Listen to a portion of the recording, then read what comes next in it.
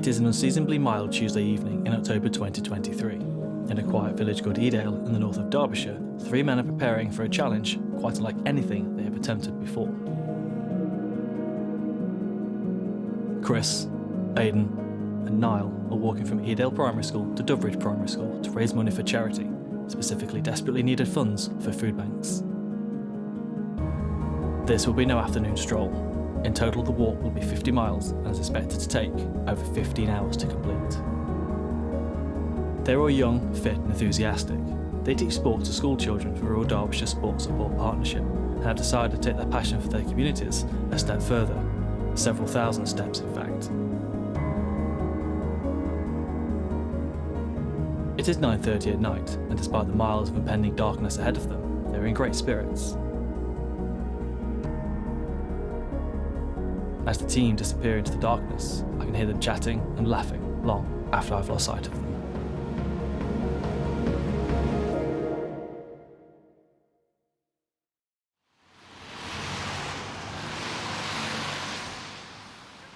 When I catch up with the team the next morning in Matlock, they are already a team member down. They've been walking for nearly 10 hours and have completed nearly half the journey already, but there's no time to rest yet, as BBC Radio Derby is waiting for an interview. Chris, Niall, morning. How are you feeling as we've done about 26 miles of the 50 so far? Yeah, feeling good actually, feeling really strong, and I'm pretty confident we're going to go all the way. We'll just ignore the feet and plod along. Now, just remind us. It's not long before the conversation turns to Aidan. Yeah, unfortunately, just a bit of dehydration, and on a walk of this size in nature, just wasn't healthy or safe to continue, especially in the dark. Best thing to do is pack them on a bus and wish them well, but 22 miles still. Niall's enthusiasm is clear, helped up by the public support that they have received, even over the last few hours. It's amazing, honestly, it's so good. Oh, that's what we Emma, like to hear. Rural Action Derbyshire's Head of Communications and Administration, talks about the very real impact that this effort will make to the lives of families across the county. Amazed that the guys are doing this. And the local radio coverage is clearly working, and someone else is eager to donate to the cause. Yeah. I'd like to get your breakfast and stuff, and I want to do a donation as well. Thanks very much. So much. Really appreciate it. All right, no worries. Star, mate. Thank you. Nice to meet you.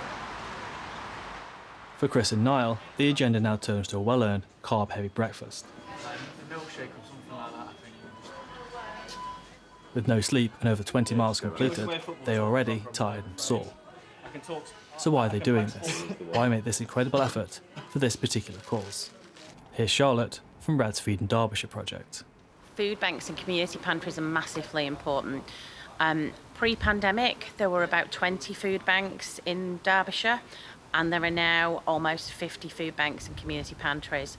So they've grown to respond to the first crisis, the pandemic, and they're now responding to the cost of living crisis, where people, particularly those that are in work, are needing to use crisis and emergency food for the first time. Biggest issue at the moment is the cost of living crisis, and it has gone on, and people can't necessarily see an end to that. They've got another winter that's coming, even though fuel costs are going down slightly. The support is also reducing, so people are still struggling to decide between fuel and food. Before Chris and Niall continue the walk, they pay a visit to the Jigsaw Food Bank in Matlock. It will be one of the key recipients of the money that they will raise, and they are keen to see where it will go and the difference it will make to people. For families suffering from food poverty, knowing that there is help to get them through the hardest of times is invaluable. This is where we pack from before it all goes out again. So this is the results of people's donations, either money or actual food, sort of that they give. So, and then we use money that we're given to supplement with fresh meats and fruits and veg, just to make it quite healthy and going, do you? At times when you feel very tired, and then you'll... Volunteers at the food bank are clearly passionate about the work that they do, knowing the difference it will make to families in times of crisis. Oh, a pleasure. I thought this was the finish. I thought we were going to, yay, well done! No, that would be nice, wouldn't it? That'd be really good. Oh, well done. Keep No going. problem. Thank you. Yeah, we'll do. At least you've got live. Inspired by the results of what 50 miles of walking can deliver, Chris and Niall crack on, eager to keep going. Yeah, so currently in Matlock, And just been down to the food bank in Matlock to have a look where all the money and the funds we hopefully raise can be spent, and how it can kind of benefit the local families and communities, which was really great to see, to be fair. So we're just continuing our journey through Matlock, and then going to head through Matlock Bath and towards our end goal of Doveridge in many hours' time, I'm sure. I keep saying it, but when there's daylight and when there's people around, like yourself and Chris, to like spur you on and help you, it is good. It makes me believe I can actually achieve it, the 50 mile.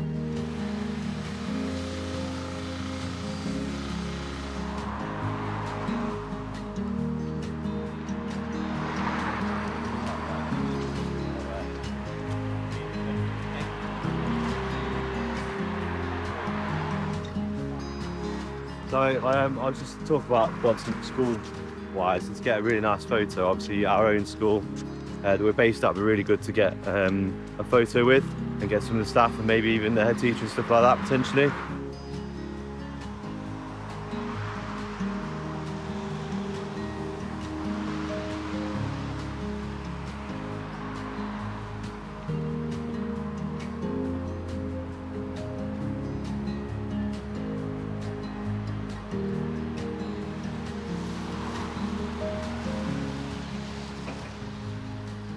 Chris and Niall's plan is to visit a few of the schools they work with as they pass by. With them starting at night, Cropper Primary School is the first one that is open.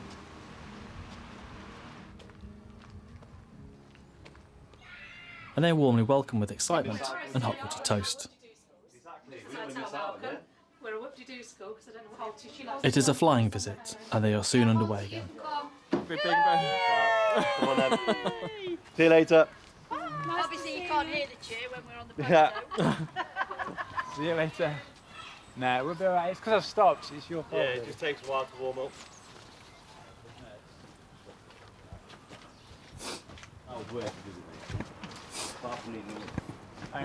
Well, yeah, we've just been to Cromford School. We've seen all the teachers. We've seen a couple of children. Yeah, it's good. It's good to see different people. Do you know what I mean? I've seen this guy for however many hours it is. No, where are you taking us? Why are we not just on the roadway? Mate, you have no idea where you're going, do you? No, This is definitely just like a dead end to things. Sorry, We go by, that's the main road. This is my fault. Sorry. The boys suddenly confess that this was not the first wrong turn that they have taken, nor the second. So last night, Well, he took us down the path with the blue. Who's he, sorry? last night we went the wrong way. It wasn't like dramatically long, but it was long enough because the wrong route was the hill, and it was like a massive hill. And then one of us figured out that, oh, actually, we've gone the wrong way, so we had to kind of go back down another path to get on the right path. So that, yeah, it killed us a bit, but no, we're here now, so we're getting We there. did the other one down the country lane where it was just flooded. Oh yeah, We've all had one each. One. Back on track, the next stage of the walk is one of the area's most loathed inclines, Cromford Hill into Worksworth Village. It has a gradient of 12%, meaning that the elevation more than doubles from 325 feet to 675 feet in less than a mile. Fortunately, the mood and the pace are good. yeah. Nailed it. Come on. Good word there, wasn't it? That's the speed that we're going at.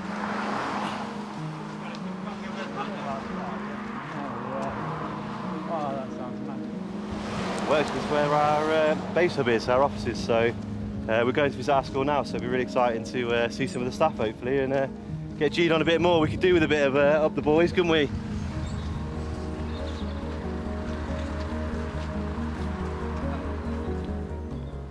It is nearly 12 noon. They have been walking for 14 hours, and as they descend into Worksworth's sleepy town centre, I become aware that Niall has begun to limp, and he is starting to fall behind.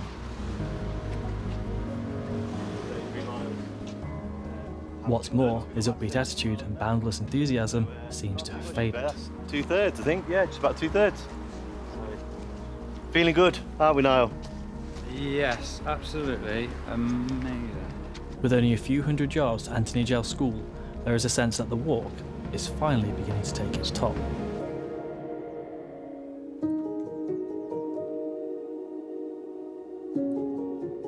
Staring at an empty fridge or cupboard is at best demoralising and at worst utterly devastating, especially if you have children. For families suffering food poverty, knowing that there are supports to get them through the hardest of times is invaluable. But why are food banks needed? This is Sarah from the Jigsaw Food Bank. Well, the cost of living crisis, I think even before then there were food banks, just as life happens. You know, your car breaks down, something happens, sickness, different very genuine reasons. People can fall short of money. And then that's where the food bank comes in, and we'll do an assessment of, do you need 4 weeks till next payday? Do you need a bit more? What's going on? In a real individual way, and then we can provide food. So yeah, this is where we're based and where we do all of our work from, really. Before we go out and do all the events and stuff out in schools.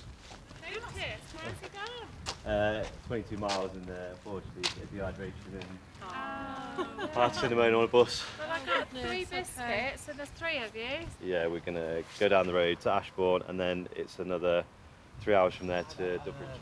Although the biscuits are politely declined, Niall accepts Holly's offer to have a look at his foot.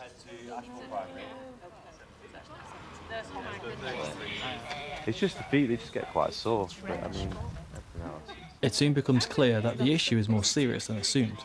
Niall has developed significant blisters on the soles of his feet to the extent that simply applying pressure is agony. With the plastic bag in his foot and the base of his foot. Holly asks for advice and is recommended a fine blend of bandages, alternated with wet and dry socks, and a plastic carrier bag. So I could do with a couple of bandages. Then another carrier bag. Yeah, so we've got to Anthony Joe. We're 33 and a bit miles in. And obviously all the walking's taking its toll on poor Niall. And probably myself, but I just daren't take my trainers off. So poor Niall's got quite a lot of severe blisters. So we're just trying to treat him and get him some more comfortable shoes so we can complete the last 17, because he is very determined to spring into action and get it done, which I would imagine he probably will. So. First aid applied, thoughts now turn to footwear. No, because Phil's a 9 and Jason's an 8. How I know that? Because of football.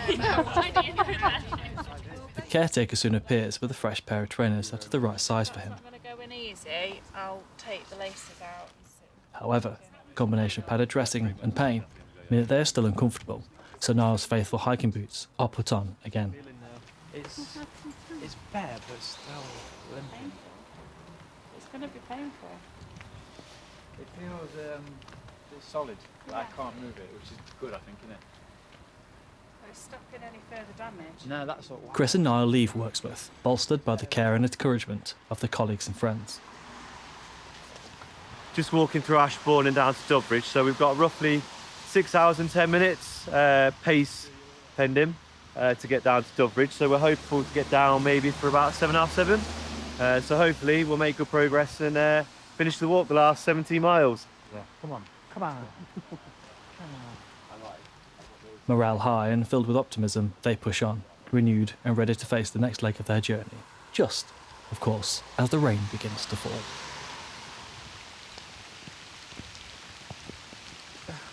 So I'd say this is probably the most hardest demanding challenge I think I've ever faced, and that accomplished hopefully at the end is the plan. I know I've sporting wise, I've done quite European medals and stuff, and top 20 in decathlon athletics and county rugby player, regional long jumper. I'd say this is probably going to be my biggest accomplishment, achievement physically that I think I'll ever have done in terms of that scenario. So yeah, I think credit to us if we get there. So I don't think it's much bigger than doing this, especially in this weather. There have been weeks of planning and preparation for this walk, anticipating the weather, time and gradient, and yet Chris now runs up against an obstacle that he did not expect. And it requires an immediate change to the plan.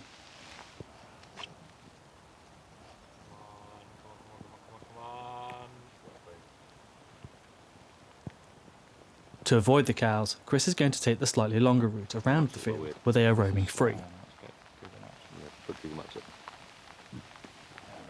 So let me know we're on the main road. Carsington Walk, aim for that.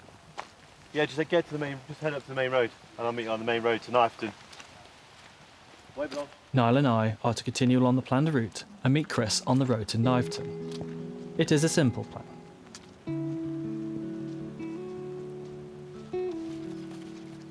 Despite the first aid from his colleagues, the pain in Niall's foot is getting worse and the rain heavier. After only another mile, the route doesn't match what Chris had shown us. It's looking like it might be another wrong turn. And to make matters worse, Niall is beginning to struggle again. Why am I doing this? But I'll make it to the end.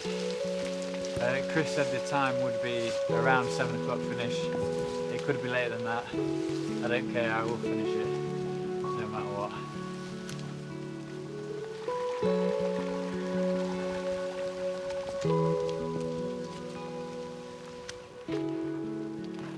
After another hour, we finally found the road that we were looking for. What we don't find is Chris.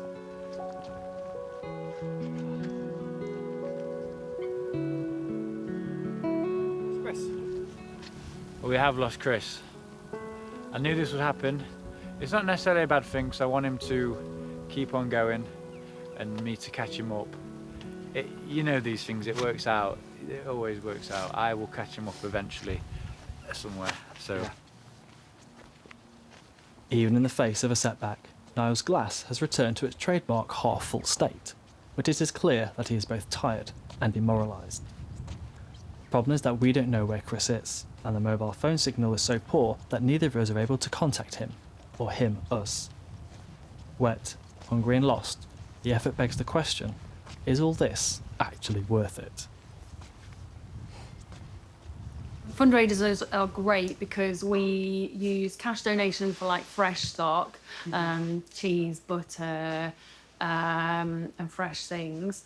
I think secondly, awareness is really good. I think it would be good to, there can be a stereotype or a stigma attached to food banks, and we want to get the people who need it the most, or people who need it, we want to make sure it's available to them because people might not know it's here and they can use it.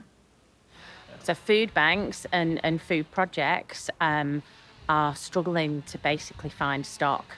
They have had increased demand from people coming in to use their services, and at the same time, the surplus food that they used to receive and get donated has reduced. They're therefore having to go and buy or top up from supermarkets and wholesalers, and that has also increased. So it's a bit of a perfect storm. More people needing the support, but costing more to bring in the food and provisions to stock their shelves. The money raised is simply going to be split between 4 projects that are on the route the walk is taking, and they will use the money to top up where their stock is low. Agony. But I'm at the stage now where I'm comfortable with agony. Whether that's a good thing, I guess it is, because I've got a few more miles to go yet, so I can put up with this agony. It just takes longer to get to places in this state that I'm in now. Credit to Chris and Aidan, who I was with earlier on, because they were positive. It didn't quite work out for Aidan, but it's definitely worked out for Chris. He's remained positive all the way through. We're maybe a bit stubborn, which is maybe what I lack a little bit. But no, I've got to give credit to them because it's rubbed off on me, and I'm focused. I'm ready. I'm ready to get this mission over with. There is both good news and bad news. We finally get through to Chris. He's in good spirits and making swift progress towards Ashbourne. The bad news is, due to our wrong turn, we're on the opposite side of Carsington Water to him, meaning our route to Ashbourne is considerably longer. We're already behind, and with Niall's limited mobility, we're never going to catch him up, and so there is a devastating change of plan. Our final stage is going to be Ashbourne, so we're going to finish in Ashbourne. Where we currently are now, it's about 2 hours, which sounds good. 2 hours to go sounds really good for me. I'm meeting him there, we've gone our separate ways. He's getting there a lot quicker than me. So hopefully he stays in Ashbourne, gets warm, and I'll see him 2 hours' time. Even though Niall's energy and will is renewed by the endpoint being moved closer, only a few hours away, this itself suggests a new problem. The roads become narrower and muddier. The rain continues to pelt it down, soaking us and my camera equipment through. But it is not the weather that is truly bothering Niall, it is the idea of not finishing. 60 kilometres, that's the time that we've been walking for. That's kilometres. That's per kilometre, time per kilometre.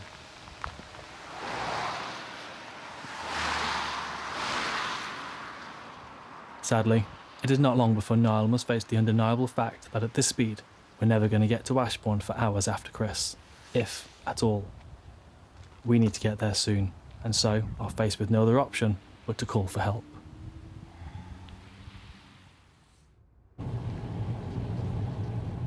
Our rescue car comes in the form of Emma from RAD. For the first time in hours, Niall is able to rest his injured feet and dry off a little, but something is weighing heavily on his mind.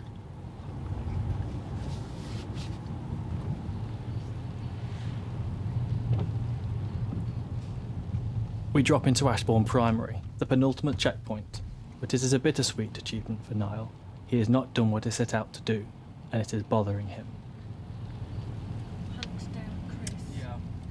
We have received word from Chris. He isn't going to stop in Ashbourne, but he's going to keep going, alone, all the way to Doveridge.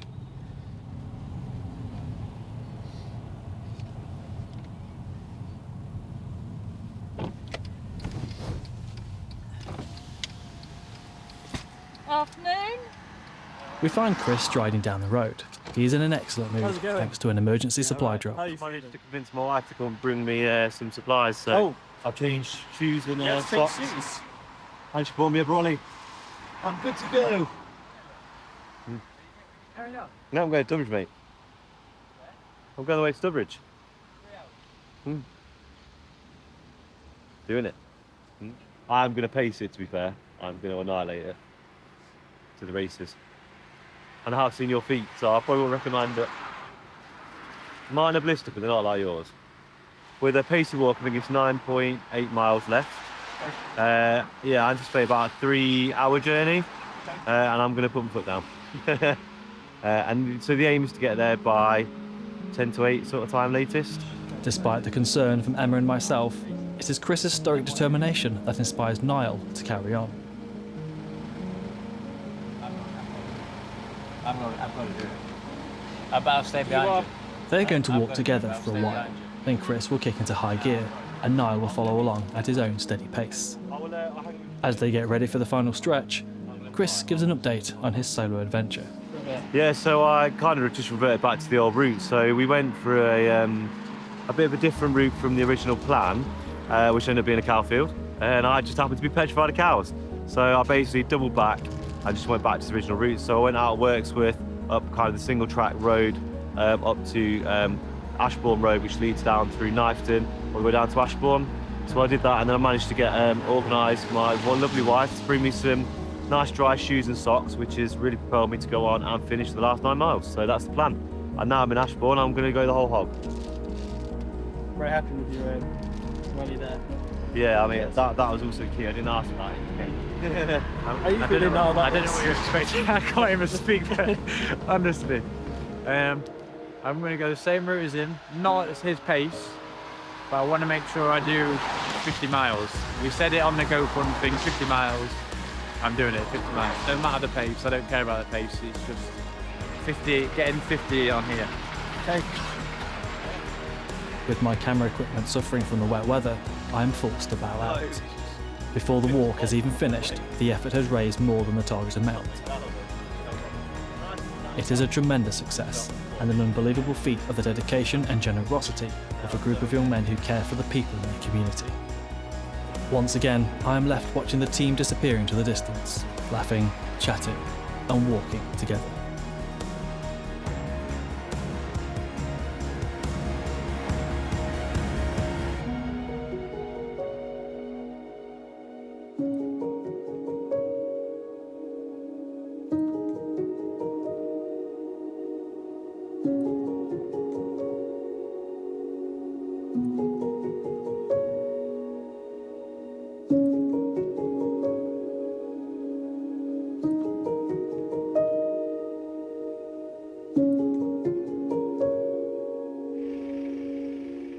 Well, a bit dark, a bit late, but we made it all the way to Doveridge. So we're on about a 21.5 hour walk by the end of today.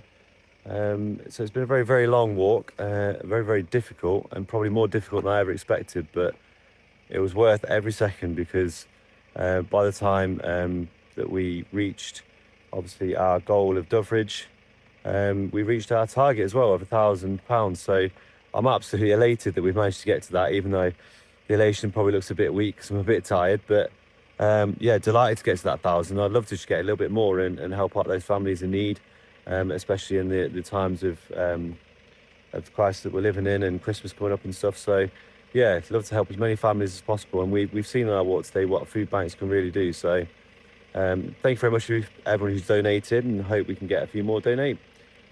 And I'm probably never going to do this again.